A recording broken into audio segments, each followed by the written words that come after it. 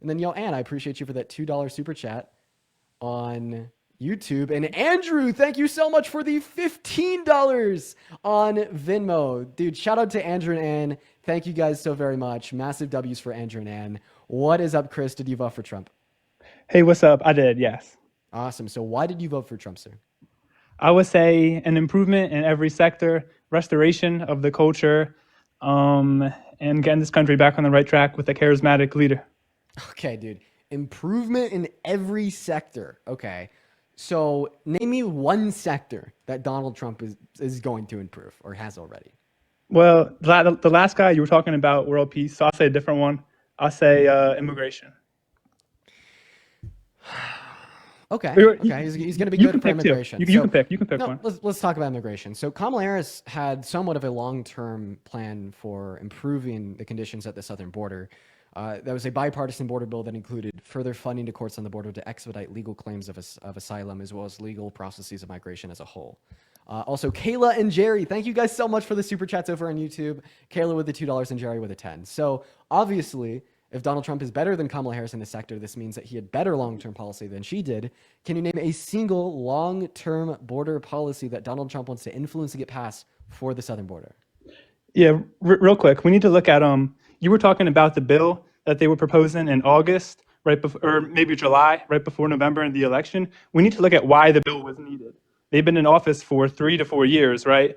And on day 1 or 2 of the Biden administration, they ran on reversing all of Trump's border policies, right? So this last second bill that they're pushing right a couple months before the election, that's just for the election, right? They reversed Trump's remain in Mexico. They didn't encourage border agents to do their job, and the app they had was really bad as well. So they just reversed a lot of things in Trump's administration that were working. So, and you think the remain in Mexico policy was working? Do you think that the reversal of the remain in Mexico policy caused a crisis? Well, I think we had a lot of people. The asylum issue or the asylum application really is just kind of a mess. Okay, can you answer my question or not? No. What was the question? Sorry. Did reversing the remain in Mexico policy cause a crisis? How would you define crisis? The border crisis that you have been vehemently preaching about, I didn't say crisis. For the last 4 years. I think it probably made the situation worse. That's whatever Trump means when he says crisis. I think it probably made the situation worse. Sure. Okay, Susie, thank you for the $3 over on YouTube. I appreciate you for the love. Okay, so actually, I would classify the remain in Mexico policy as incredibly ineffective. In fact, I don't think that Donald Trump passed a single effective piece of border legislation during his first 4 years. So when you tell me that Biden and Harris reversed a lot of what he did, well, again, it's because it was ineffective and it caused humanitarian crises. Like, for instance, the remain in Mexico policy, only impacted 60,000 people when you guys are screaming about 40 million people.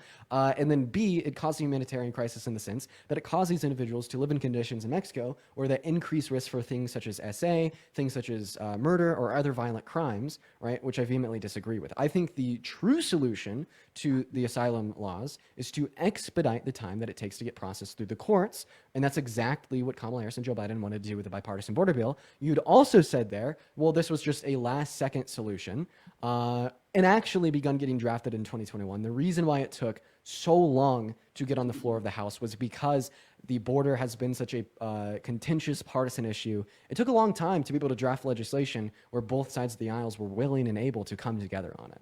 And honestly, I think the fact that they had any long-term policy at all is a good thing. Meanwhile, you can't name a single long-term policy for the southern border that Donald Trump wants to propose and influence to get passed through Congress. Well, I don't think you need long-term policy. I think you do what you did before because it worked. What? And Wait. What? Yeah, well, Dean, I want to go back to something you said. You're talking about. No, I want to talk about what you just said. You said that Trump needs to do what he did before because it worked. Name one effective. No. Let's go back to what you said. No. Name one effective border policy. No. I want to ask you a question about what you just said. Name one effective border policy that Donald Trump influenced to get passed that quote unquote worked during his first administration. Dean, whatever Trump was doing, we had a better immigration process. So I say Trump what he was doing. The same thing again. I say Trump, what you did during your term. And what did he do? Better immigrate. Dean, I don't need to know. All I care about is the results. Okay, so in other words, you're saying whatever happened with immigration during his first 4 years was a direct result of his policy. You're just basically associating that whatever happens in the country in the macro scale is a result of the president's policy. So I have a question. Using your logic, would this also entail that the record high 14.8% of unemployment in April of 2020 was a direct result of Trump's economic policy? No, because I don't think Trump directly caused COVID. Oh, but wait, why couldn't we just say that? Remember, we want to basically associate, one moment, anything that happens in the country as a direct result of his policy. Yes, COVID was a direct result of Donald Trump's policy because it happened in the country You're saying under his Trump caused COVID? administration. Yes, obviously. You're saying Obviously, Trump that's what caused I'm COVID. saying.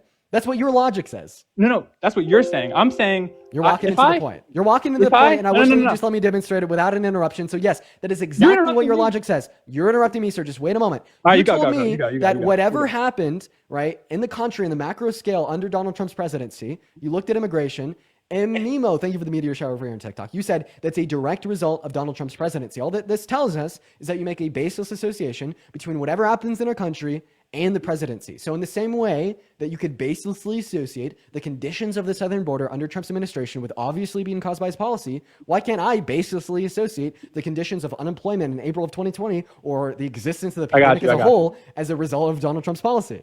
I got you. So, all right, hold on. If I'm trying to think of something. If I had like a weird example that I didn't think was like good for YouTube. So if I eat right and I do push-ups and work out, I'm getting in better shape as a direct result of my actions, right? Yes. And but let's say demonstrate causation. Yeah, sure. Let's say I'm trying to think. Let's say unfortunately someone comes up to me and shoots me in the head. I'm not dying as a direct result of my actions, right? Oh. So that's the whole thing. Yeah, so you agree with me. So external variables can influence things that happen. Yeah, so we agree. What you're telling me is that I just want to clarify. Are you mad? Whoa. I just want to clarify here, Chris. So you're telling me that I can't baselessly associate COVID with being caused by Trump because external variables could have also have caused COVID. Yeah, it's called context. I have to be able to isolate. One moment. I have to be able to isolate for Trump and his actions if I want to make an argument that he caused it, right? I was kind of zoning out, but I think we're on the right page.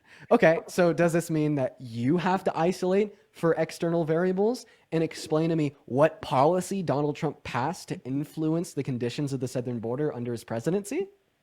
Can I just ask you a question real quick? No, you have to answer mine. Because I can't tell you it. I mean, I don't know. Oh, so this means that you don't have an argument and you've actually refuted yourself. It means I do, though. Because you're the one identified that we have to consider external variables. Thank you so much. But that's not the thing, Dean. It is the thing. You're the one that told me that we just look at the southern border and obviously all of the conditions of the southern border under Trump's presidency were caused by him because he was president, okay? I use your same logic to make an entirely new point and then all of a fucking sudden, right, we got ChatGPT, 12 years in school mathematician over here being like, no, we have to be able to identify external variables.